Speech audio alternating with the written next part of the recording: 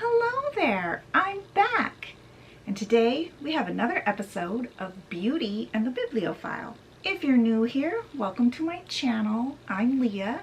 If you're not new here, welcome back. As often as I can, I do a series called Beauty and the Bibliophile, where I do my makeup and I tell you about the latest book that I've read. If you don't know what a bibliophile is, it's a lover and a collector of books. That's me, I'm the bibliophile. And the beauty. Today's book isn't a book, it's a story out of a collection of stories. We are going to be talking about the original story of Snow White. Now let me tell you, this ain't Disney's Snow White. And I got it out of this Grimm's Complete Fairy Tales. I'll link it below if you're interested. It's not an affiliate link, I just put it there for your convenience. So anyway, before we get started, spoiler alerts. If you are thinking about reading this and you don't want to know anything about it, then do not watch this video. If you don't want to read it, but you still want to know the story, then this would be a really good video for you. Also, if you are interested in any of the products that I'm going to be using during this video, they will be listed in the description box below. So let's get started. Okay, so Snow White by the Brothers Grimm. And all we know is this came out in the early 1800s. Once upon a time in the middle of winter, a queen sat at her window sewing. And the window that she sat at was made of black ebony wood. And while she was sitting there sewing and looking at the snow, she pricked her finger with the needle, and 3 drops of blood fell onto the snow. And the queen thought that the blood on the snow looked very pretty. And she thought to herself that, someday when she had a child, she wanted the child to be as white as snow, as red as blood, and as black as the ebony wood. Now soon after this, the queen did have a child. She had a little girl, and her skin was as white as snow, and her cheeks were as red as blood, and her hair was as black as ebony.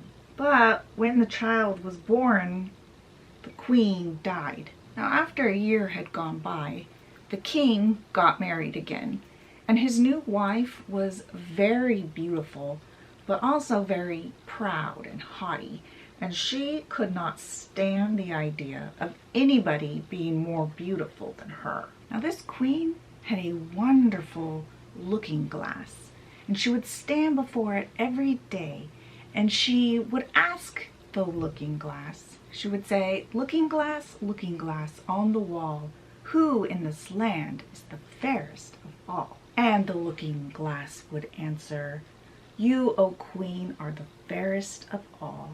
And as long as the looking glass answered this way, the queen was satisfied, because she knew that this looking glass could not lie. But Snow White was growing up and becoming more and more beautiful. So the queen checked with her mirror again. But this time, the mirror answered, you are fairer than all who are here, Lady Queen, but more beautiful still is Snow White, as I ween. To ween is like to have an opinion or give your opinion. So in other words, the mirror is saying, in my opinion, you're the most beautiful. But, Snow White. Now the queen was shocked by this. And from that time forward, whenever she looked at Snow White, she was just filled with hate for the girl. And envy and pride grew in her heart like a weed. She had no peace day or night. She was constantly thinking about it. So the queen called on the royal hunter, and she told him to take Snow White somewhere far away and to kill her and to bring back her heart to the queen as a token. And the hunter obeyed. He took Snow White far away from the castle. But when he pulled out his knife to stab her, she started crying and pleading for her life. And she's like, please don't kill me. She's like, I'll run away into the forest and you'll never see me again. And because Snow White was so beautiful, the hunter agreed. He's like, run away into the forest and never be seen again. And the hunter was glad about this because, you know, he had a heavy burden lifted off of him now. He didn't really want to kill Snow White. So Snow White runs off, and right then the hunter notices a boar come running by. So he stabs it and he cuts out its heart for the queen, and he takes it back to her. Now the queen has the cook season it, and the queen eats it thinking that it's Snow White's. Snow White, in the meantime, had run into the forest and had been running all day. And when it was almost evening, she saw a little cottage, and she decided to go inside because she was exhausted and she was hoping they would let whoever lived in this cottage would let her rest. But there was no one there. So when she went inside, she noticed that everything in there was like little. There was a little table with 7 little plates on it, and there were 7 little beds lined up against the wall side by side. And Snow White was so hungry that she ate a little bit of food off of each plate. And then she got into one of the beds and fell asleep. Now after dark, the owners of the cottage came home, and they were 7 dwarves who mined the mountains for ore. And when they got home, they sensed that someone had been in their house because everything was kind of just a little bit out of order. Now they found Snow White laying in one of their beds, but they thought that she was so beautiful they didn't want to wake her. So they let her sleep through the night. And in the morning, when Snow White woke up and saw the 7 dwarves, she was a little frightened. But they were very friendly, and they asked her, you know, what's your name? And she told them that her name was Snow White. And they were like, well, what are you doing in our house? So she told them all about her stepmother and how she tried to have the hunter kill her, but how he let her go, and how she ran all day until she came to their cottage and it needed to rest. And the dwarves felt bad for her, so they were like, hey, you know, if you stay with us and you keep the house for us and you cook for us, we'll take care of you. They're like, we'll provide for you and you'll want for nothing. And Snow White agreed to this. Now, Snow White was alone during the days while the dwarves were off in the mines, and they told her to beware of her stepmother because soon enough she would figure out that Snow White was there. So they told her, you know, to not let anyone in the house. But the queen, back at the castle, she believed that she had eaten Snow White's heart and that Snow White was dead, and that now she herself was the most beautiful in the land. So she went to her looking glass to ask. I'm going to be using an appropriate palette. So she asked her usual question, but this time the mirror answered, "O Queen, you are fairest of all I see. But over the hills where the 7 dwarves dwell, Snow White is still alive and well, and none is so fair as she." The queen was shocked by this answer, but she knew it was true because she knew that the looking glass couldn't lie to her, which means the hunter had betrayed her. So she had to come up with another scheme, because as long as she was not the fairest in the land, her envy could not let her sleep at night. So she disguised herself as an old peddler woman and went to the 7 dwarfs' cottage. And she knocked on the door and she cried, "Pretty things to sell, very cheap, very cheap." And Snow White sees her and she says, "Oh, good day, good woman. What are you selling?" And the old lady's like, "Oh, laces of all colors." And Snow White thought, oh, it's just a little old lady. It can't be dangerous. So she let her inside and she bought some lace from her. And the old lady says, "Oh, let me show you how to lace yourself up properly." And Snow White didn't have any suspicions, so she walked right over to her and let herself be laced by the old lady. Now, I believe they're talking about, lacing up her corset or bodice. But the old lady laced her so tightly that Snow White lost her breath and fell down on the ground, and she was dead. And the old lady was like, "Ha! Now I'm the most beautiful." She ran off. Now, luckily, soon after this, the dwarves came home and they saw her lying on the floor. So they sat her up and they looked and they saw that she was laced up too tightly. So they cut the laces. And when Snow White came to, she told them what had happened. And they were like, "That was no old peddler woman, that was the queen." They're like, "Don't let anyone in the house when we're not here." Now, back at the queen's castle, the queen went before her mirror again and she asked the same question and she got the same answer as before. So now she had to come up with a new plan. So through the help of witchcraft, which she knows, she created a poisonous hair comb and she disguised herself as a different peddler woman. And when she got to the seven dwarfs' cottage, she knocked on the door. She said, "Pretty things to sell, cheap, cheap." Now Snow White, having learned her lesson, told her to go away, that she couldn't let anyone in. And the old lady was like, "Oh, you don't have to let me inside. You can just look from the window." And she pulls out the hair comb and she holds it up to her. Now Snow White figured that someone dangerous wouldn't have said that. So she was fooled by the queen and she opened the door to her and she bought the comb from the old lady.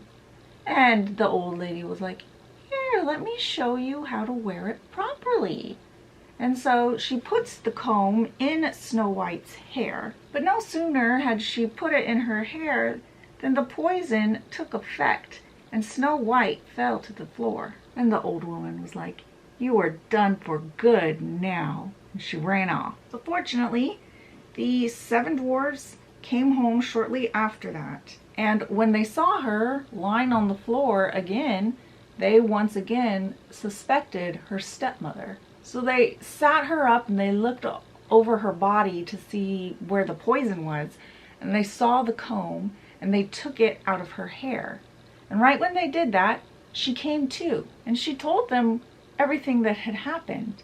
So they warned her again to not let anyone in the house. Then the queen, back at her castle, she goes before her mirror again and she asks the same question again and she gets the same answer. And when she hears the same answer again, she is enraged and she yells, "Snow White shall die, even if it costs me my life." So then the queen went to a secret lair of hers and she created a poisonous apple. And if anyone ate from this apple, they would surely die.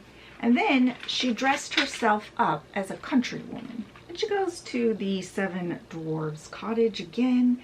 She knocks on the door and Snow White sticks her head out the window and she's like, "Oh, I'm sorry, I can't let anyone in." And the country woman's like, "Oh, no problem." She's like, "I can go sell my apples elsewhere." But she's like, "Here, you can have one." And Snow White's like, "Oh, I dare not. The seven dwarves forbid me." And the country woman is like, "What? Were you afraid it's poisoned?" She's like, "Here, I'll split it with you." And she cuts the apple in half. Now the apple was so cunningly made that only the red skin of the apple was poisoned, not the white meat. So Snow White stretches out her hand and she takes a half of the apple from the country woman. And Snow White bites into it, skin and meat, but the country woman only bites the white meat of the apple. And Snow White had hardly taken a bite when she fell down dead onto the floor. The queen looks at her and she starts laughing, and she's like, "White as snow, red as blood, black as ebony wood. Well, the dwarves will never wake you up again." So the queen goes back home and she goes to her mirror and she asks the usual question. And this time the looking glass answers, "O queen in this land, you are fairest of all." And then the queen's envious heart could finally rest. You know, as far as an envious heart can rest. Now when the 7 dwarves came home, they saw her lying on the ground, and they sat her up and they looked all over her looking for something poisonous, but they couldn't find anything.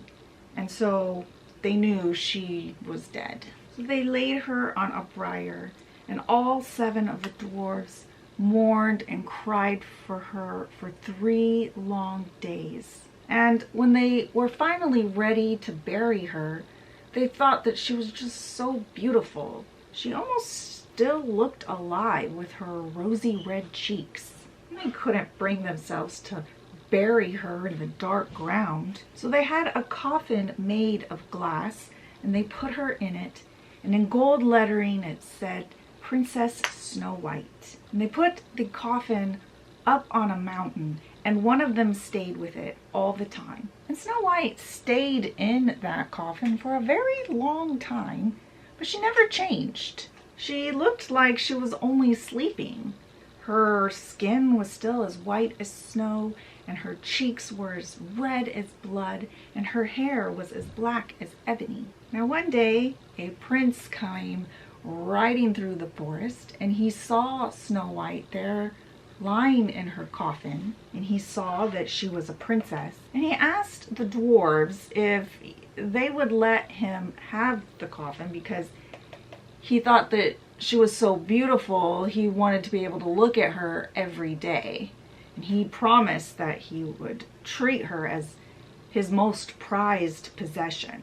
And the 7 dwarves felt bad for him for some reason, and so they let him take it. So the prince had his servants carry the coffin away, and on their way to his castle, they stumbled over a tree stump, and it kind of jostled the coffin, and a piece of apple came flying out of Snow White's mouth. And then she sits up and she opens the coffin and she looks around and she goes, "Oh my, where am I?" And the prince was ecstatic, and he was like, "Oh, you're with me." And he told her that he was in love with her and that he wanted to take her back to his father's castle and marry her. And Snow White was willing. So she goes back to his castle with him, and they have a splendid, spectacular, big wedding, and all the royalty in the kingdom is invited, including Snow White's stepmother. And after Snow White's stepmother gets herself ready to go to the wedding, she goes in front of her magic looking glass again, and she asks, looking glass on the wall, who in this land is fairest of all?" And the looking glass answers, "O queen, of all here the fairest is you, but the queen is fairer by far, it is true," referring to the new queen, Snow White. Now when the new queen heard this, she was pissed. And at first, she refused to go to the wedding at all. But then she thought to herself, she's like, you know what? I need to know what this new queen, this new young, beautiful queen looks like. And when she got there, she saw that it was Snow White. And she froze with rage. Now the prince, I think, knowing that the stepmother would be there, had some iron slippers made.